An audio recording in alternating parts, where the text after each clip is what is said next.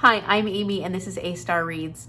And I've been doing the Buzzwordathon every month so far. So I've done it January and February. Basically, I'm just doing the challenge element to it. I'm at least reading one book that has the buzzword in it. For the month of January, the word was dream. And so I thought that was a perfect time to read Strange a Dreamer by Laini Taylor. And I did. And it was really good. You know, I gave it 4 stars. It was a very good book. But it ended up being disappointing for me because I was really expecting it to be a 5-star book. And I don't mean just based off what other people were saying, but I mean based off when I first started reading it, I was like, oh, this is definitely a 5-star book. Then it changed. And so I have really strong opinions about this book. And I thought, you know, it might be a good idea to have a discussion about this. And if you felt differently than I did, that's great, because then I can kind of get a little more of somebody else's perspective. And if you kind of agree with me that it was a little disappointing.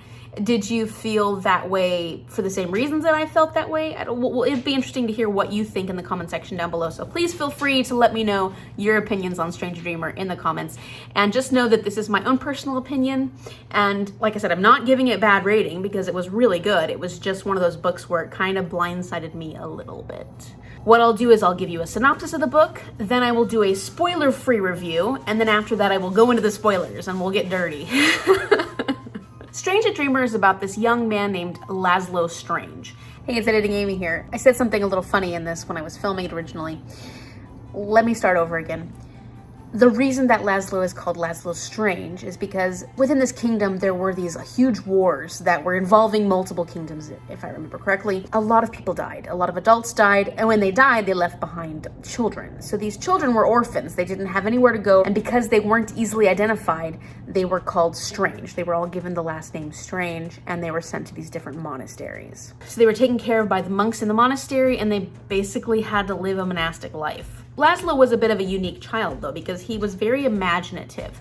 He always was living in this other world, and it was kind of influenced by one of the monks, who was this older man. He wasn't a nice guy. He wasn't, like, you can't say, like, oh, Laszlo was getting these stories from this nice old monk. He was sort of becoming a little senile, and he was telling all these stories that you're really not supposed to tell as a monk, but he was telling them anyways. And they were about this city named Weep. Well, at the time, there was another name for the city. And Laszlo recognized that that mythical city had a different name when he was learning about it.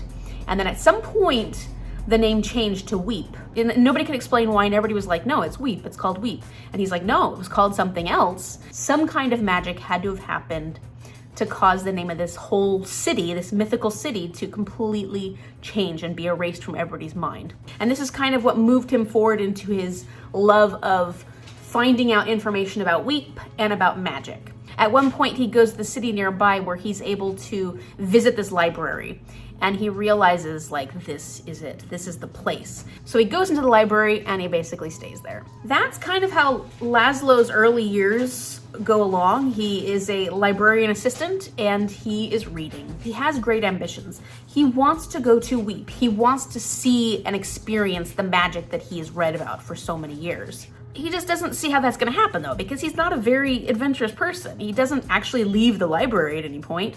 He's not good at making friends. He's kind of this guy who just reads all the time. So how is this possibly going to happen? And so then one day his opportunity shows up, and it shows up in the form of the God Slayer. The God Slayer is the sort of ruler of Weep, and he shows up with a whole bunch of Tizarkane, which are the warriors of Weep. And when Laszlo sees them, he's like, oh my gosh, you know, this is so exciting. So the God Slayer is going to all these different kingdoms and trying to find people who will come back to Weep with whatever talents and abilities they have, say like alchemy, architecture, all these different skilled people. He wants to come back to Weep and try and help them with this problem that they have. Laszlo doesn't have those skills, but he knows he needs to go on this trip, so he basically goes up to the God Slayers like, please, please, please take me, I'll do anything. The God Slayer's kind of intrigued by Laszlo, so he's like, all right, come on with us. And so then the whole time that you're learning about Laszlo's life, you're also learning about these Messertheme. And these are like a demigod sort of, or they're just like a god. They're called gods. And they're young. They're like from 15 to 17-year-old. Minya's really young because she's kind of stayed the same age that she's always been. And you're finding out that these Messertheme are the only ones left, and they have survived this great massacre, and their whole purpose is to stay hidden and not get found out. I loved this book from the very beginning. I wanted to give it 5 stars when I first started reading it. It was just one of those books that was giving me that feeling. I thought that the characters were really interesting and charming. They were very charismatic, so you do really like the characters. The setting, though, is really what starts getting you from the very beginning. Laini Taylor's writing is very atmospheric and whimsical, and it was just very fairy tale-esque. The whole time I was like, oh, I just love how she's setting everything up for you, and you want to be there. You want to see these places and things. Also, the magic in this was very unique. It was very creative. I was interested in the magic as well as the whole synopsis of the story of what I was expecting it to go on to. And so there were a lot of things in the beginning that were like, yes, yes, yes, I love this. And then it kind of went south for me once we hit the romantic relationship. And I'll be honest, I'm someone who loves romance. I like romantic relationships in books. I don't have a problem with that. But this relationship was a bit of a problem for me. I felt like it derailed the stories and it changed the characters quite a bit. And so that's a big reason why my rating was downgraded to a 4. So going forward, this is the part where I'm gonna start adding spoilers. So if you don't wanna see this, click off now. And thank you so much for watching my review up to this point. Okay, so the relationship. So the relationship, as we know, is between Laszlo and Sarai. Sarai is the demigod that is the muse of nightmares. And she goes into Laszlo's dreams. It's insta-love. They meet love at first sight. I don't mind insta-love sometimes, but this one bothered me. And it was mostly because of Laszlo's reactions and Laszlo's behavior when he meets Sarai. I feel like Sarai is always herself. And even when she meets Laszlo, she's still herself. But Laszlo goes from being the main character in this story to being sort of a backup character once we meet Sarai and him together. And he just, I don't know, he kind of loses importance at that point, which is a bummer for me because I really liked Laszlo. I liked his personality. I thought he was a really unique character. Then he falls in love and all of a sudden he's a goner. He's just not interesting anymore. I felt like he was really uninteresting at that point. I'm not sure if that's maybe because I wasn't interested enough in Sarai to want her to be my main character in this story. It just wasn't my favorite relationship. And because this story became all about the relationship, once you introduce this relationship, the story is only about the relationship from that point forward. I was bummed. It wasn't what I wanted. It really wasn't what I wanted. You know, when you have expectations and you're really excited about something and then you get disappointed, sometimes that feels even worse than like reading a 2-star book. Like I can read a 2-star book and it's horrible, but it was horrible to begin with and it's not a big deal. But when you read a book that you're like, oh my gosh, this is amazing. And then you're like, blah, blah, blah, blah, blah. It's a little more disappointing. I'm not sure how much I love the storyline of the gods anyway. I was pissed off at Farrell because of the whole Sparrow and Ruby thing. I just thought that was kind of shitty. And I don't know, it just not as crazy about them as I was about like Weep and the characters in Weep. I loved the God Slayer. I loved all the people we meet in the human world and not so much the ones we meet in the Messer theme. Yeah, that just wasn't as crazy about that section. That was the main thing. It was the relationship. That was really the part that changed my rating for the book quite a bit. The other thing was the ending, and the ending is what has me wondering if I want to read the second book. I'm not sure.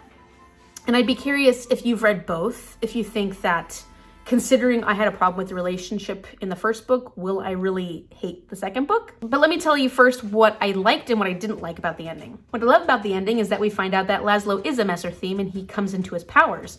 Loved that. That was fantastic. I guess because we were coming back to my favorite character.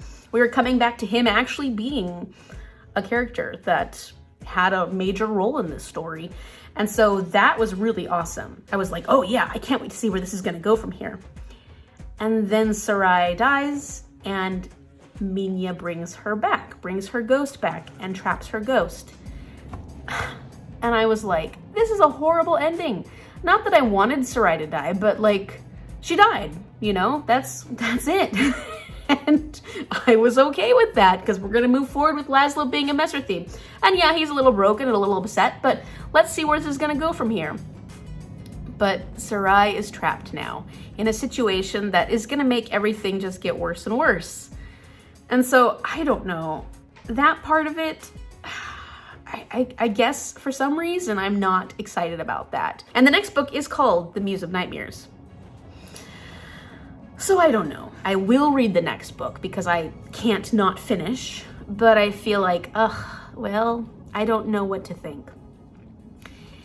And I'm making this sound like it was way worse than it was, because it's not. And I definitely want to read Strange Dreamer again at some point when I'm not reading too many books, because I feel like I did rush through this book a lot faster than I may have wanted to. But if you've read the first book and felt similar or different than the way I feel, let me know in the comment section down below. And if you especially read the second book and would like to not give me any spoilers, because I don't like spoilers, but kind of tell me yay or nay, you're gonna hate this, you're gonna like it, let me know in the comment section down below too, because I'm curious. And I will probably read the second book, but should I make it a priority and try to read it sooner rather than later? Or should I just wait and read it when I eventually read it? Anyways, I hope this was useful. And if you like this video, click the like button and subscribe if you'd like to see more reviews, because I'm sure I will have opinions on other books. Thank you so much for watching. Bye.